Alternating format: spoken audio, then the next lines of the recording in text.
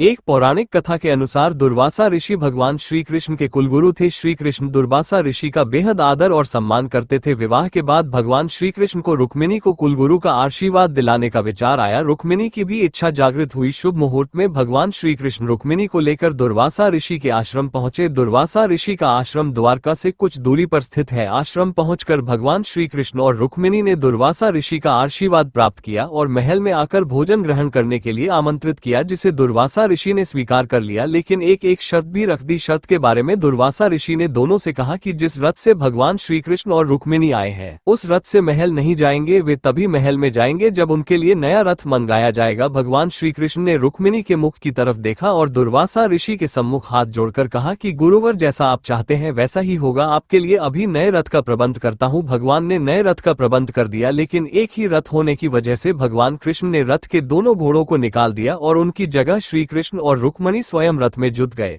ऐसा करने के बाद दोनों ने दुर्वासा ऋषि को रथ पर आने की प्रार्थना की। इसके बाद दुर्वासा ऋषि रथ पर सवार हो गए और भगवान श्री कृष्ण और रुक्मिणी मिलकर रथ को खींचने लगे। लंबी दूरी तय करने के बाद रुक्मिणी को प्यास सताने लगी। भगवान ने रुक्मिणी को धैर्य रखने के लिए कहा और बोले कि कुछ दूर और रथ को खींच लो, इसके बाद महल आ जाएगा। लेकिन रुक्मिणी का गला सूखने लगा और वे परेशान होने लगी। तब भगवान कृष्ण ने रुक्मिणी की प्यास बुझाने के लिए जमीन पर अपने पैर का अंगूठा मारा, जिससे जल का स्रोत फूट पड़ा। धरती से गंगाजल की धारा फूट पड़ी, जिससे रुक्मिणी ने अपनी प्यास शांत की। इसके बाद रुक्मिणी ने भगवान कृष्ण से भी थोड़ा जल पीने का आग्रह किया। भगवान श्री कृष्ण ने भी जल ग्रहण कर लिया। इस घटना से दुर्वासा ऋषि बेहद नाराज हो गए। वे क्रोध में आ गए और बोले कि तुम दोनों ने अपनी प्यास बुझा ली, लेकिन मुझसे पूछना भी उचित नहीं समझा। तब क्रोध में आकर दुर्वासा ऋषि ने भगवान श्री कृष्ण और देवी रुक्मिणी को 12 साल तक अलग रहने का शाप दे दिया। इस शाप से दोनों को बहुत दुख हुआ। शाप के कारण भगवान श्री कृष्ण और रुक्मिणी को अलग होना पड़ गया। शाप से मुक्त होने के लिए रुक्मिणी ने भगवान विष्णु की कठिन तपस्या की, जिसके बाद वे शाप से मुक्त हुई।